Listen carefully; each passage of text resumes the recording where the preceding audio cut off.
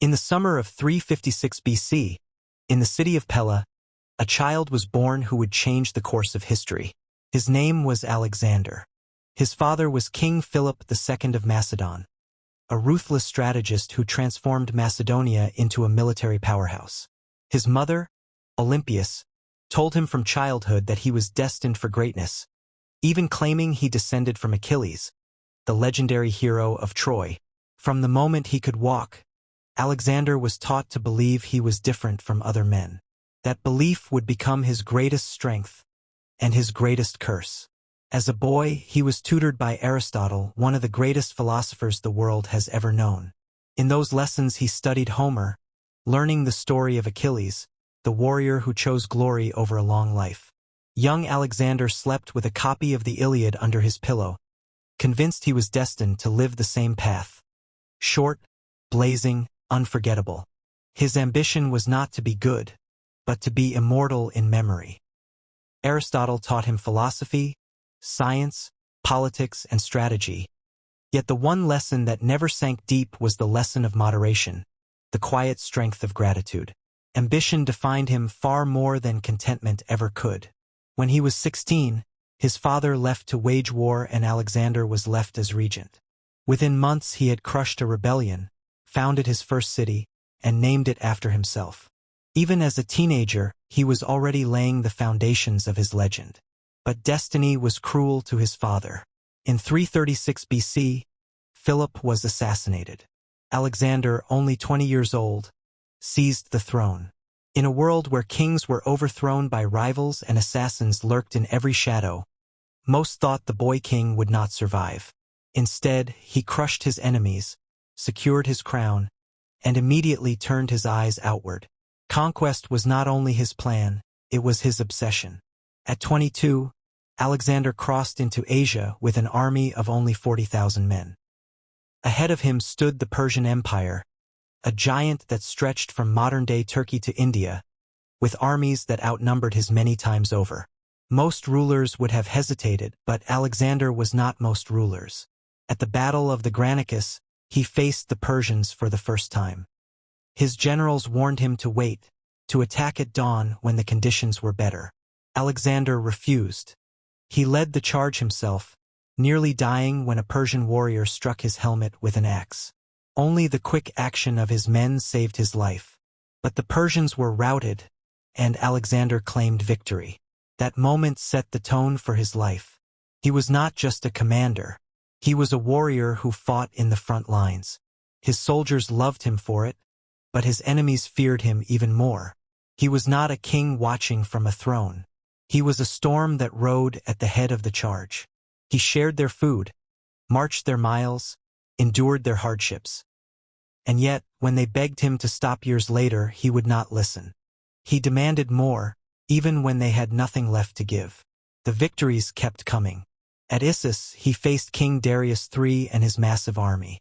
Again, Alexander was outnumbered. Again, he attacked head-on. When Darius fled the battlefield, leaving behind his family, Alexander treated them with respect, even offering protection to his enemy's wife and daughters. It was both mercy and strategy. Mercy won him admiration. Strategy spread the legend of his honor across Asia. But beneath that honor, ambition drove him like a fire. He was not content with defeating Darius once. He wanted to end the Persian Empire entirely. At Gaugamela, against overwhelming odds, he crushed the Persians in a decisive battle that shook the world. The Persian Empire, centuries old, was his. By 30, Alexander controlled an empire stretching from Greece to Egypt to India. No one in history had expanded so far so fast. His name carried the weight of fear. Cities surrendered at the rumor of his approach. Kings bent the knee rather than face him in battle. His soldiers believed he was touched by the gods, invincible. And yet, here is where the cracks appeared. The more Alexander achieved, the less satisfied he became. His conquests were endless, but his hunger grew with every victory. It is the same truth that echoes today.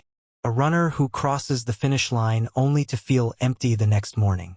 A businessman who closes a deal but immediately obsesses over the next. Success without gratitude feels like drinking salt water. The more you consume, the thirstier you become. When Alexander reached the edges of the known world in India, his men begged to turn back. They had marched thousands of miles, fought countless battles, seen the edge of the earth. But Alexander refused. He demanded they go further, deeper into lands no Greek had ever seen. The army mutinied.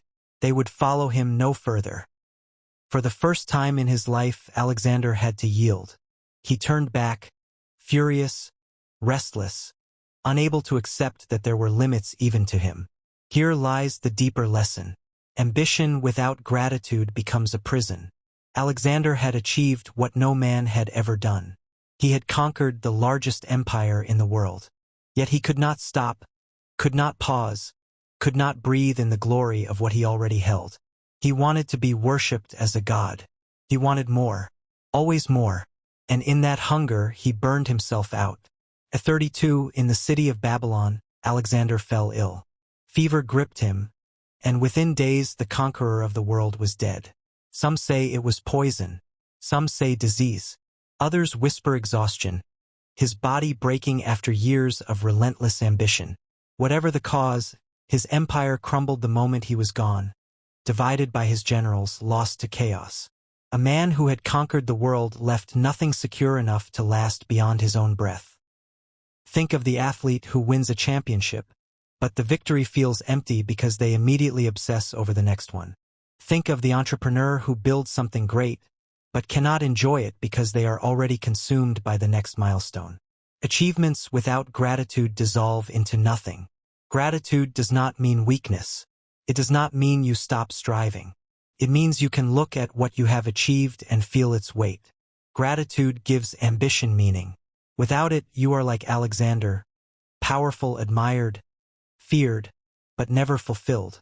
Alexander once said, "I am not afraid of an army of lions led by a sheep. I am afraid of an army of sheep led by a lion." He understood leadership, he understood fear, he understood ambition. But he never understood gratitude.